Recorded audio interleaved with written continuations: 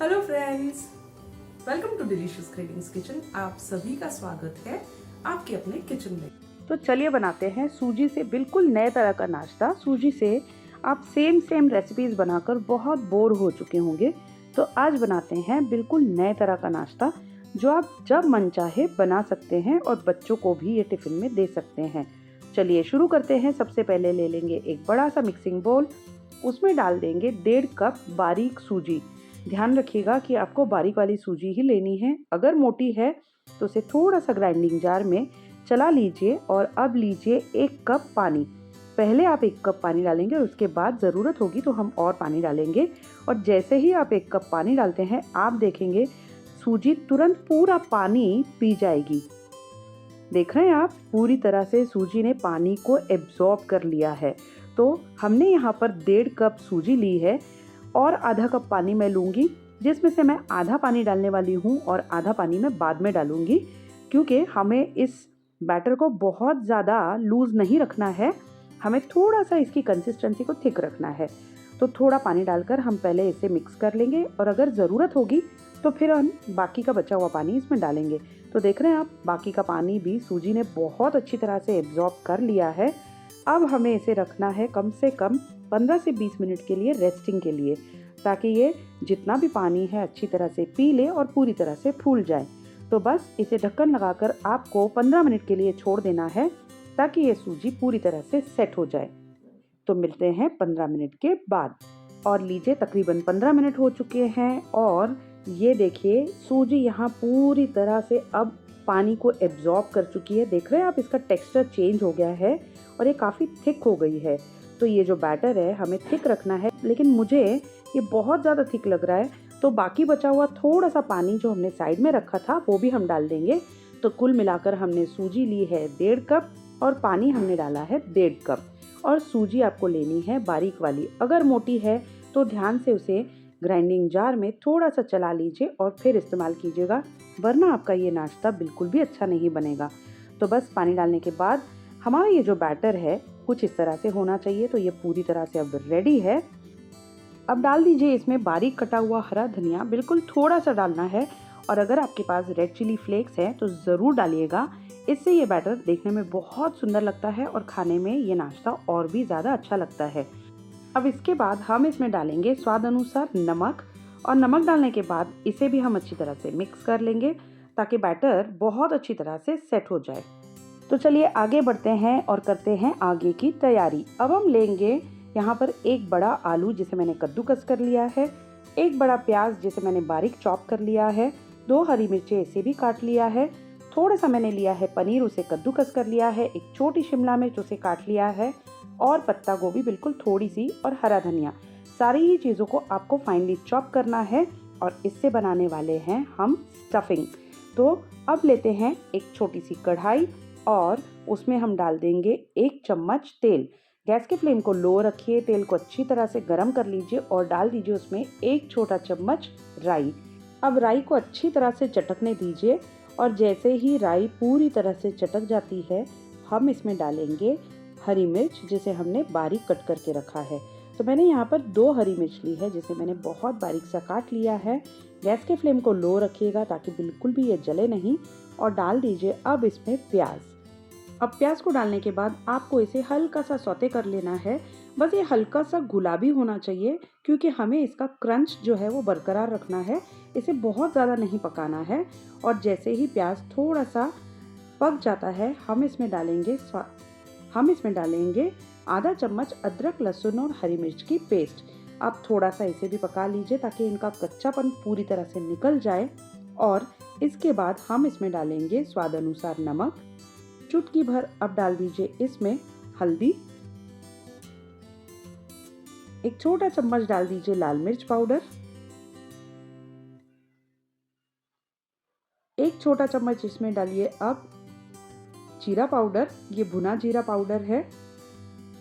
थोड़ा सा डाल दीजिए इसमें धनिया पाउडर, और अब डालिए इसमें मैगी मैजिक मसाला, इसकी टेस्ट को एनहांस करने के लिए। और अगर आपको ऐसा लगता है कि मसाले जल रहे हैं तो आप गैस को ऑफ कर सकते हैं। इन मसालों को अच्छी तरह से पकाना है, इन्हें बिल्कुल भी जलने मत दीजिएगा। वरना टेस्ट पूरी तरह से बिगड़ जाएगी। तो मैंने तो गैस को ऑफ कर दिया है। पहले मैं मसाले मिक्स कर लूँगी और फिर मैं गैस को ऑन कर लूँगी। तो अब गैस ऑन कर चुकी हूँ। गैस की फ्लेम को मैंने रखा है लो पर और अब डाल रही हूँ मैं आलू। तो एक आलू मैंने लिया था जिसे कद्दूकस कर लिया। इसे मैं अच्छी तरह से प्याज के इस मिश्रण में मिक्स कर लूँगी ताकि सारे मसाले अच्छी तरह से लटपट जाएं। अब एक एक करके जो सब्जियां मैंने काट कर रखी है वो भी मैं इसमें डालूंगी। हमें इन्हें बहुत ज़्यादा नहीं पकाना है। इनका जो क्रंच है वो बरकरार रहे ताकि खाने में इनकी बाइट हमें बहुत अच्छी लगे। तो डाल दीजिए पत्ता गोभी, शिमला मिर्च, पनीर, हर एक चीज़ आपको इसमें डालनी है और बहुत हल्के हाथों से आपको इन्हें मिक्स करना है। और ध्यान रखिएगा कि गैस के फ्लेम को लो रखते हुए आपको ये सारी चीज़ें अच्छी तरह से मिला लेनी है ताकि सारे मसाले जो हैं इस मिश्रण में लटपट जाएं। तो ये हमारी स्टफिंग अब रेडी हो चुकी है। आप इसमें चाहें तो और कोई भी वेजिटेबल्स डाल सकते हैं। आप चाहें तो इसमें मटर डाल सकते हैं, फ्रोज़न कॉर्न डाल सकते हैं, आपको पसंद हो तो मशरूम्स भी डाल सकते हैं। अब डाल दीजिए बारीक कटा हुआ हरा धनिया। सारी चीज़ों को अच्छी तरह से मिक्स कर लीजिए और देखिए बातों बातों में हमारी ये जो स्टफिंग है ये पूरी तरह से अब रेडी हो चुकी है। अब आप सोच रहे होंगे कि हम क्या बनाने वाले हैं, तो चलिए आगे बढ़ते हैं और आपको बताते हैं कि हम एक नए तरह का नाश्ता बनाने वाले हैं, जिसके लिए मैंने ले लिया है यहाँ पर नॉनस्टिक तवा, जिस पे मैं थोड़ा सा बटर लगा रही हूँ। गैस की फ्लेम को आपको लो रखना है। तवे को अच्छी तरह से गर्म ज़रूर कर लीजिएगा, बटर को मेल्ट होने दीजिएगा। और अगर आपके पास ऐसा नॉनस्टिक पैन है जिसको साइड में एजेस है, जो गोल होता है, किनारे होते हैं, वो ज़रूर लीजिएगा। अब इस बैटर में मैं डाल रही हूँ आधा चम्मच इनो फ्रूट सॉल्ट और थोड़ा सा पानी डालकर मैं इसे एक्टिवेट कर लूँगी ताकि ये जो हमारा बैटर है अब ये बहुत अच्छी तरह से फूल जाए, लाइट और फ्लफी हो जाए और इसे अच्छी तरह से हम मिक्स कर लेंगे तब तक कि हमारा तवा गर्म हो रहा है। मैं आपसे इसलिए कह रही थी कि अगर आपके पास नॉनस्टिक पैन है जिसे किनारे होते हैं, अगर आप वो यूज़ करते हैं तो आपको ये नाश्ता बनाने में बिल्कुल भी दिक्कत नहीं होगी। तो चलिए अब शुरू करते हैं। बैटर पूरी तरह से रेडी हो चुका है। जैसे ही हम इसमें इनो फ्रूट सॉल्ट डालते हैं, बैटर को हमें इमीडिएट यूज़ करना होता है। तो देखिए तवा गर्म हो चुका है। अब हम डालेंगे इसमें बैटर। बैटर को आपको थिक रखना है, बहुत ज़्यादा पतला रखेंगे तो आपको थोड़ी सी दिक्कत होगी। तो इस तरह से बैटर की कंसिस्टेंसी रखिएगा जैसे डोसे का बैटर होता है। अब इसे अच्छी तरह से आप थोड़ा सा इस तरह से फैला दीजिए। जो भी साइज़ का आपको उत्तपम रखना है आप रख सकते हो। हम स्टफ्ड उत्तपम बना रहे हैं।